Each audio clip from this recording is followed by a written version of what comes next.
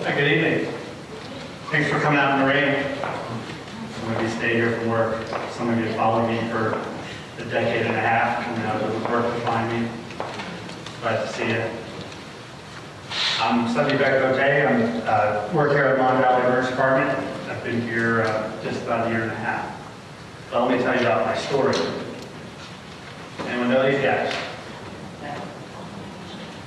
Johnny Gage and Roy DeSoto. I started watching these guys on TV when I was 3 years old. In 1972, they came on TV. They were on TV for 6 years. I watched every episode, glued to the television. They were fantastic people, idealistic. They went out on limbs, literally tree limbs, cliffs, to pull people out of their cars. And everyone they touched came back alive. They were inspiring, and it made me do what I do today. When I was 12 years old, I went to the Rochester Fire Department. And in the basement of that department, I took CPR. I was the only kid in a room full of adults, musty basement. The irony was these guys were all smoking in the basement of the fire department. They were all smoking cigarettes, but I was very serious. I got my CPR card at 12 years old. I went on to become an EMT. When I was in college, on to medical school, residency. Spent 15 years at Jefferson, where I know Ralph, and I worked with a lot of fine people. I came here last year, my first day, 7 a.m. shift. I'm here at 6:55 early, trying to log in. Having trouble with my password, of course.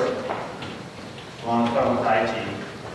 And you get the phone call, the radio call. Squad 51 coming in, Ryan Park. 20-year-old male, unresponsive, CPR. 20 years. Almost my kid's age. Still hurts. It's a chaotic scene. We're doing CPR on a 20-year-old. They're working hard. They're sweating. They're taking it seriously. Standing on stretcher every day. I go to the head of the bed.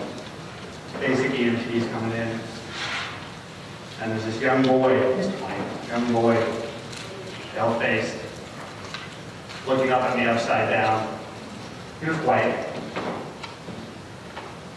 Different colors of light. Pink, light.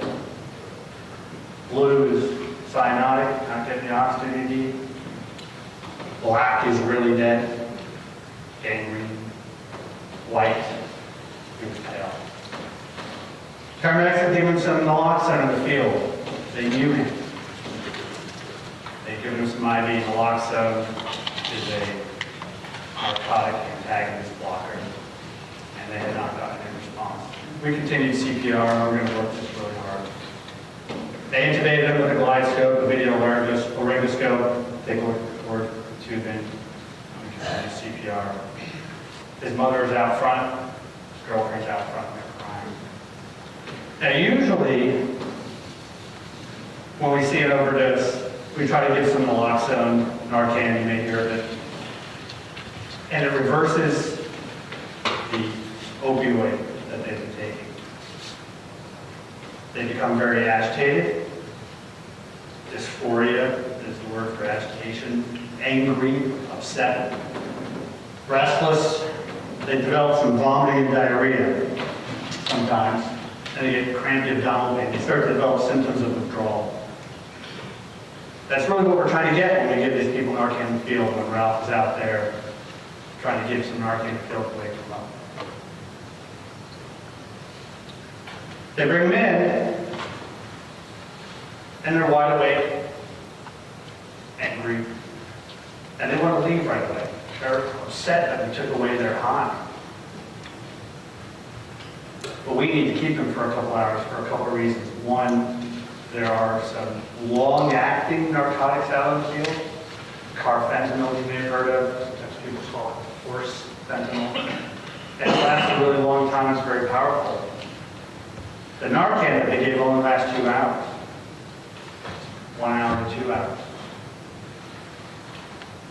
So if they go back out, as they often do, they can collapse again from a long-acting opioid that they took. Another thing that can happen is they can develop some lung swelling. It's a pretty uncommon problem to see. This is a normal chest x-ray, and this is a lung full of fluid. We don't know why this happens, but it happens occasionally, and they can drown. So we want to keep them for a couple of hours. They usually don't stay a couple of hours. They usually leave against our advice, no matter what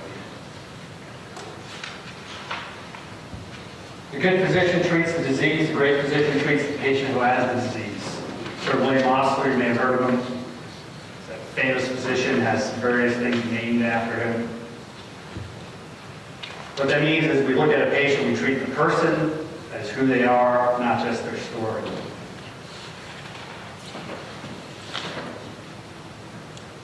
This should make you anxious if you remember this. This is a very limp baby that comes in, 7-month-old, brought in by the mother. Says that he's not eating well. Hasn't been eating well for a couple of days. Kind of limp. Not moving very well. The typical thing that this is infection. We're looking for pneumonia, urine infections, meningitis. The other thing that this is classic for is botulism, which you feed the child baby honey. So we're working on this child. He looks up at us. He can make some eye contact. Kind of has some weak breathing, very limp.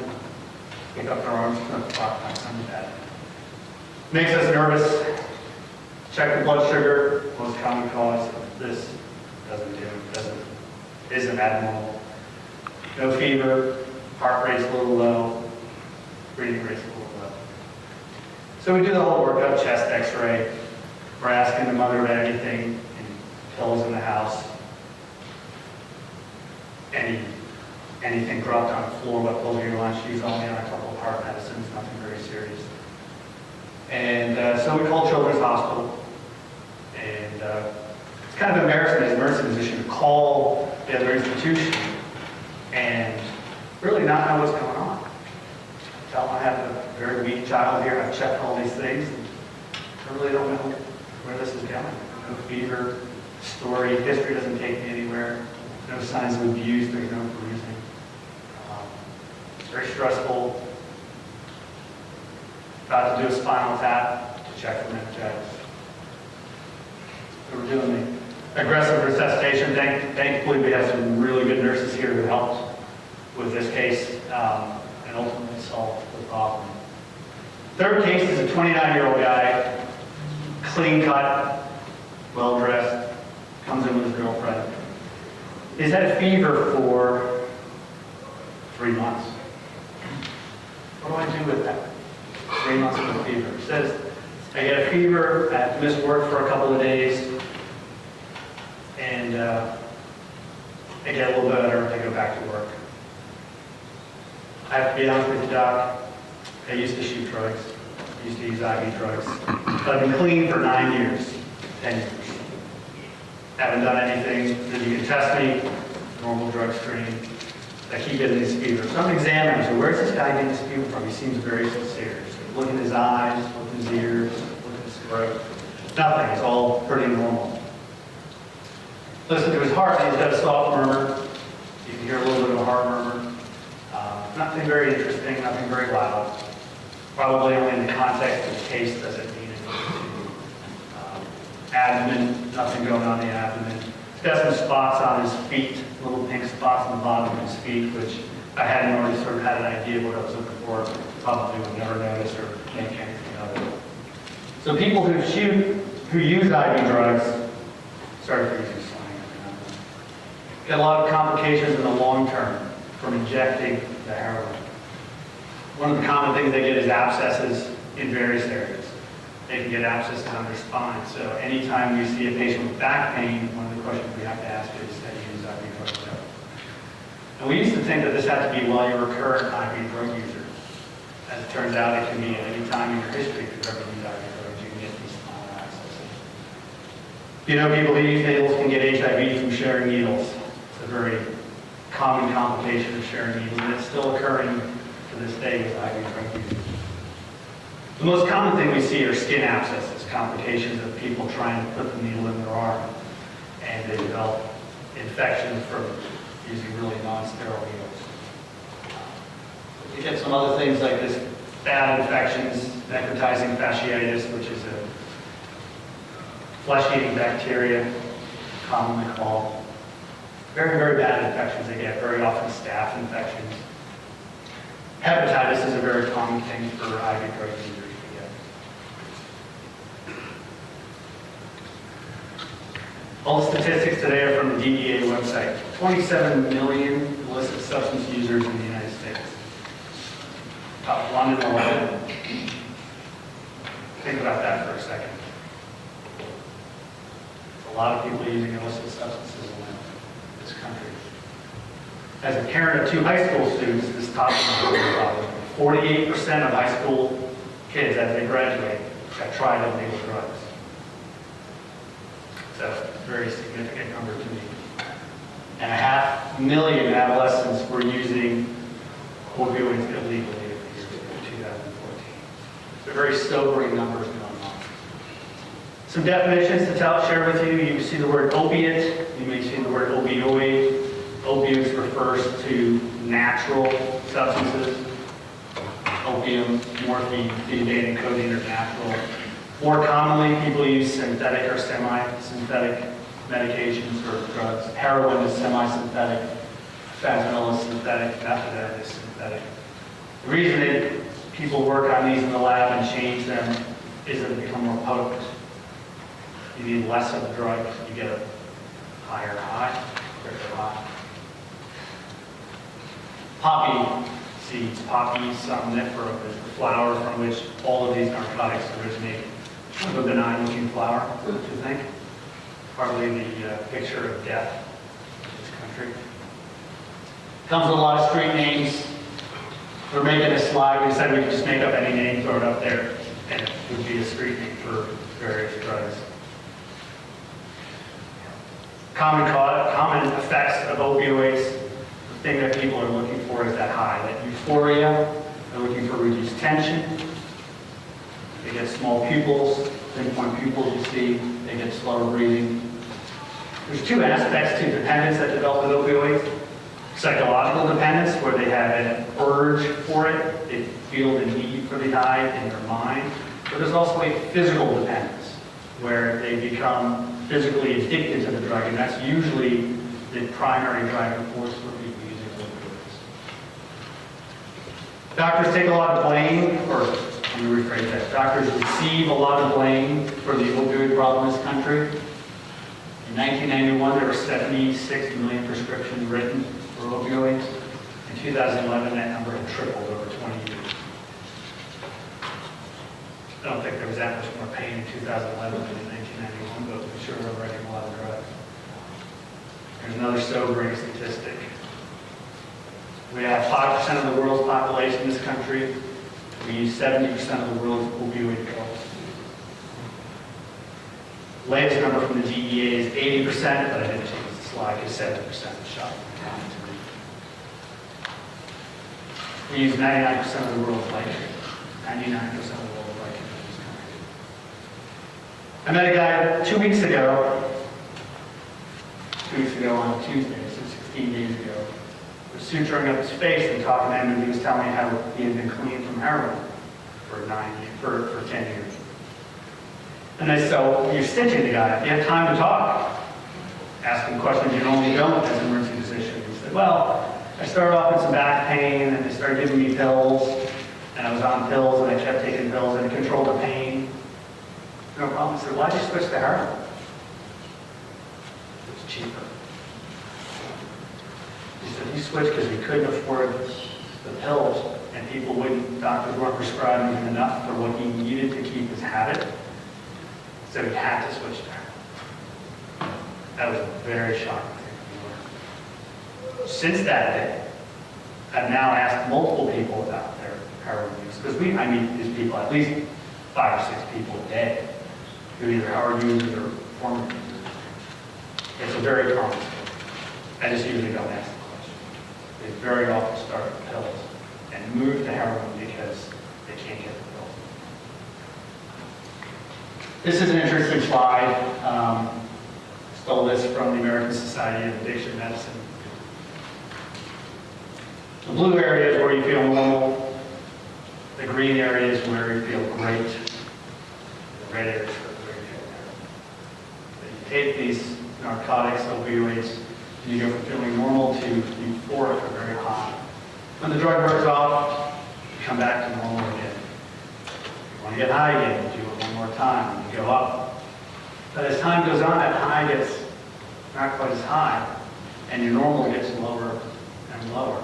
And then after a little while, once you become a chronic user, you fall into a pattern where if you don't have the drug in your system, you feel terrible. You're in withdrawal. And now you have to take the drug just to feel normal. They can't get high anymore. They're just trying to get from feeling terrible to feeling normal. And that's really a terrible thing when you go from acute use to chronic use. That's what keeps them going. They're just trying to get back to normal. This might be a little bit of an old statistic. This is 3 or 4 years old. Things are changing very quickly. Only 1 in 9 people who have substance use disorder are getting treatment. And last time I gave this talk, I was asked a lot about treatment. Treatment is not what we do in the emergency department yet. We're moving towards that. But we, as of right now, are really only beginning that process. So on the bottom is the dose as you take more and more opioid. And from 0 to 100 is saturating the receptors and getting the maximum effect. So when you take a normal opioid like heroin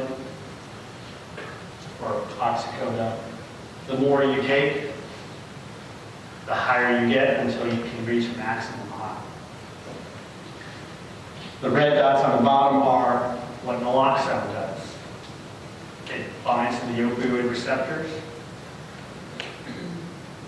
but you don't get the high from it. It doesn't give the stimulation until you get the state of high. Suboxone is the middle curve. As you start taking Suboxone, the more you take, you can only get to about a 40% stimulation of the receptor. So what you get is some relief of your withdrawal, but you can never really get to a point where you're high. So it diminishes somewhat the likelihood of use. What's interesting about Suboxone is the normal opioids, when they bind the receptor on the cells, they bind with a certain amount of strength. Naloxone, Narcan, comes in and binds the receptors and actually can kick off the heroin or the opioid. Suboxone is more powerful than all of them. And not only does it bind the receptor more strongly than heroin or naloxone, it holds on more tightly. It also kicks the other ones off. So if there's a heroin on the receptor, Suboxone can come in and kick it off, bind the receptor, stimulate the receptor less, and hold on so more heroin can't knock it off. This is where Suboxone is starting to supersede methadone, because methadone is on the blue curve. The more methadone you take, the higher you get, which is why you have to go to a clinic to get it. Suboxone is something you can trust people more out in the field because there's really a limit to what you can do with it for use. Suboxone also has naloxone mixed with it. It's buprenorphine mixed with naloxone. What's interesting about that is when you take Suboxone, you take it as a tablet or a tab that you put on your tongue. The naloxone doesn't do anything. Your body does not absorb Narcan when you take it orally. Why do they mix it with Narcan? Because what people were doing is they would take the Suboxone, change it into something you can inject intravenously and try to get high. But now when you take that same mixture of buprenorphine and naloxone and try to inject it, guess what? You don't get high because now the Narcan is active. So when you take the Suboxone by mouth and you get the slow absorption, the Narcan doesn't have any effect and you get the full effect But when you take it as an IV, the naloxone has an effect, which is what they call, they're trying to prevent diversion of the drug from being used intravenously. I don't know if this will play.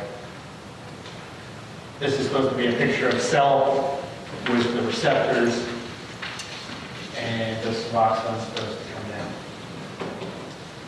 So those cases, young man with a fever, 3 months, however long it was, a long time. I had to call the hospitalist up, say, hey, I want to get this healthy-looking young guy with a murmur and a fever. He doesn't even have a fever right now. Well, we admitted him. We got an echocardiogram which showed valve problem on his heart called endocarditis. That was the reason he was having these recurrent fevers. We gave him some antibiotics. He got better. He ended up with a valve replacement. His valve was destroyed, and he was doing well. The baby. We must have quizzed this mom and ultimately the boyfriend repeatedly. And they finally admitted that the boyfriend, who did not live at the house, had some chronic pain issues. So we ultimately gave this baby some naloxone, 7-month-old baby. And the baby woke up and was fine. I hope I never have to do that again. That was tough.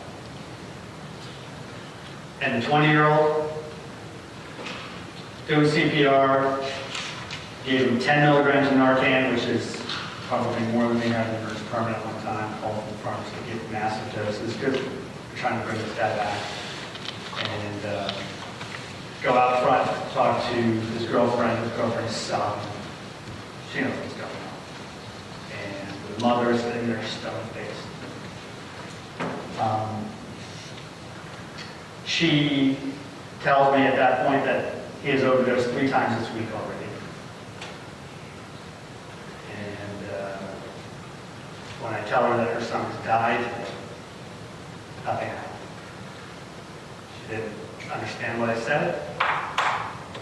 And I think what happened was she had already thought her son had died 3 times that week. This time it's for real. Finally, after about a minute, a tear came down. And she understood.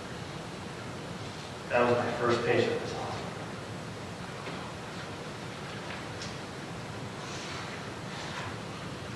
We're finding a terrible epidemic. When I started this business 25 years ago, we were talking about HIV. You remember HIV when it first was known? It was really a disease of people who were outcasts, thought to be being punished for their behavior, being punished for being drug users, being punished for being gay. Eventually, as the epidemic spread, we were able to do research, scientific research, and now, 20, 30 years later, HIV is a very manageable problem. I hope it doesn't take us 20 years to solve this problem, but I think that if we pay attention to looking at these people as patients, that they have medical problems that we can address, and if we, as difficult as it can be, they're emotionally exhausting, but as difficult as it can be, if we focus on it, we can potentially cure this problem too. Great, well I hope you learned something about opioids and medication-assisted treatment and